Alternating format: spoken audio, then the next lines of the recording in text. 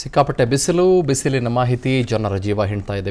ದಿನೇ ದಿನೇ ಬಿಸಿಲಿನ ಕಾವು ಜಾಸ್ತಿ ಆಗ್ತಾ ಇದ್ದು ರಾಜ್ಯದಲ್ಲಿ 600ಕ್ಕೂ ಹೆಚ್ಚು ಹೀಟ್ ವೇವ್ ಕೇಸಸ್ಗಳು ದಾಖಲಾಗಿದ್ದಾವೆ. ತಾಪಮಾನ ಏರಿಕೆಯಿಂದ ಮಕ್ಕಳು ಹಾಗೂ ವೃದ್ಧರಲ್ಲಿ ಜ್ವರ ಬಾಧಿಸ್ತಾ ಇದೆ.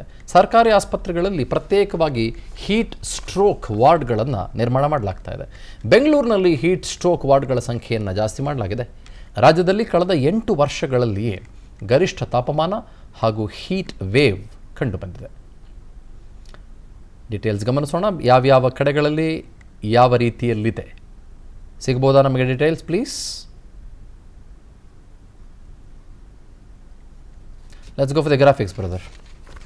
Thank you.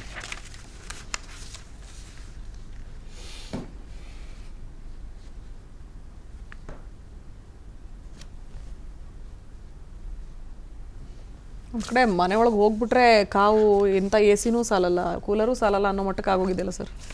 ಬೆಂಗಳೂರಲ್ಲಿ ಹಿಂಗಾದ್ರೆ ಇನ್ನು ಉತ್ತರ ಕರ್ನಾಟಕ ಆ ಕಡೆ ಎಲ್ಲ ಇನ್ನು ಹೆಂಗೆ ಅಂತ? ನಮ್ಮ ಕಡೆ ಎರಡೇ ಇರೋದು. ನಮ್ಮದು ಬಳ್ಳಾರಿ, ನಮ್ಮ ಕಡೆ ಇರೋದು ಒಂದು ಬಿಸಿಲು, ಇನ್ನೊಂದು ರಣಬಿಸಿಲು. ಒಂದು 38 ಡಿಗ್ರಿ, ಇನ್ನೊಂದು 42 ಡಿಗ್ರಿ. ಹಾಗಾಗಿ ನಮಗೆ ಇದು ಭಾಳ ಅಭ್ಯಾಸ ಆಗಿರುತ್ತೆ. ಬಟ್ ಏನಾಗುತ್ತೆ, ನಮ್ಮ ಕರಾವಳಿ ಪ್ರದೇಶದಲ್ಲಿ ಹ್ಯುಮಿಡಿಟಿ ಕೂಡ ಈ ಸಂದರ್ಭದಲ್ಲಿ ಸಿಕ್ಕಾಪಟ್ಟೆ ಜಾಸ್ತಿ ಆಗಿಬಿಡುತ್ತೆ. ಹಾಗಾಗಿ ಸಮುದ್ರ ಇರೋದರಿಂದ ನಿಮಗೆ ಉಪ್ಪು ನೀರಿನ ಕಣಗಳು ನಿಮಗೆ ಬಂದು ರಾಚ್ತವೆ ಮುಖಕ್ಕೆ. ಹಾಗಾಗಿ ಬೆವರು ನಿಮಗೆ ಸಿಕ್ಕಾಪಟ್ಟೆ ಹ್ಯುಮಿಡಿಟಿ ಜಾಸ್ತಿ ಆಗಿಬಿಡುತ್ತೆ.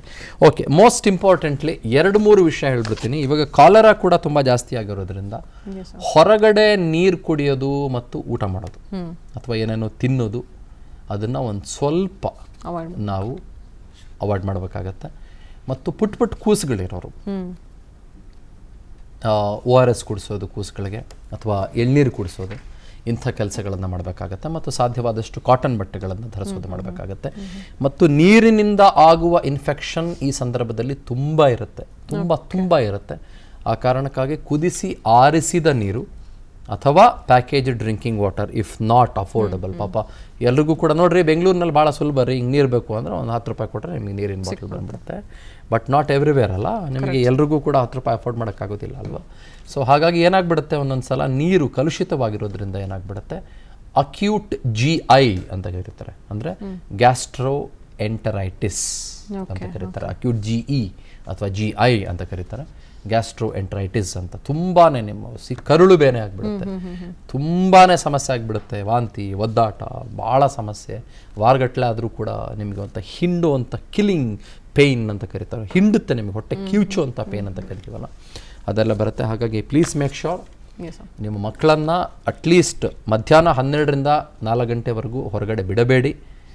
ಪ್ಲೇ ಹೋಮ್ ಇದ್ದರೆ ಸೇರಿಸ್ಬೋದು. 4 ಗಂಟೆ ನಂತರದಲ್ಲಿ ದೇ ಕ್ಯಾನ್ ಪ್ರಾಬಬ್ಲಿ ಪ್ಲೇ.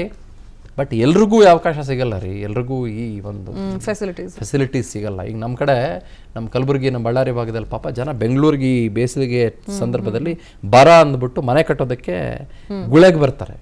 ಪಾಪ ಅವರ 6 ತಿಂಗಳ ಮಕ್ಕಳು, ಅವ್ರ 1 ವರ್ಷದ ಮಕ್ಕಳು, ಅವ್ರ 2 ವರ್ಷದ ಮಕ್ಕಳು ಪಾಪ ಫುಟ್ಪಾತ್ ಮೇಲಿನ ಹಗ್ಗದಿಂದ ಕಟ್ಟಿರುವ ಬಟ್ಟೆಯಿಂದ ಕಟ್ಟಿರುವ ಜೋಕಾಲಿಯಲ್ಲೇ ಕಾಲು ಕೆಳಿಬೇಕು ಪಾಪ ಅವರು. ಸೊ ಹಾಗಾಗಿ ನನಗೆ ಒಂದೊಂದು ಸಲ ಮಾತಾಡುವಾಗ ಎರಡೂ ಡಿಫ್ರೆನ್ಸಸ್ ಗಮನಿಸಿದಾಗ ನನಗೆ ಭಾಳ ಬೇಜಾರು ಕೂಡ ಆಗುತ್ತೆ. ಒಂದೊಂದು ಸಲ ಇರುವವರು ಶಿವಾಲಯ ಮಾಡ್ತಾರೆ, ಇಲ್ಲದೆ ಇರೋ ನಾನೇನು ಮಾಡಲಿ ಅನ್ನೋ ಥರದ ಪ್ರಕರಣಗಳು ಭಾಳ ಇದ್ದಾವೆ. ಅನುಕ್ಷಣದ ಸುದ್ದಿಗಳಿಗಾಗಿ ವಿಸ್ತಾರ ನ್ಯೂಸ್ ಯೂಟ್ಯೂಬ್ ಚಾನೆಲ್ ಸಬ್ಸ್ಕ್ರೈಬ್ ಮಾಡಿ. ಹೊಸ ಸುದ್ದಿಗಳ ನೋಟಿಫಿಕೇಶನ್ಗಾಗಿ ಬೆಲ್ ಐಕಾನ್ ಕ್ಲಿಕ್ ಮಾಡಿ. ಲೇಟೆಸ್ಟ್ ಅಪ್ಡೇಟ್ಸ್ಗಾಗಿ www.vistaranews.com ವೆಬ್ಸೈಟ್ಗೆ ವಿಸಿಟ್ ಮಾಡಿ. ಅಂಗೈಯಲ್ಲೇ ಜಗತ್ತಿನ ಸುದ್ದಿ ತಿಳಿಯಲು ವಿಸ್ತಾರ ನ್ಯೂಸ್ ಕನ್ನಡ ಆಪ್ ಡೌನ್ಲೋಡ್ ಮಾಡಿ.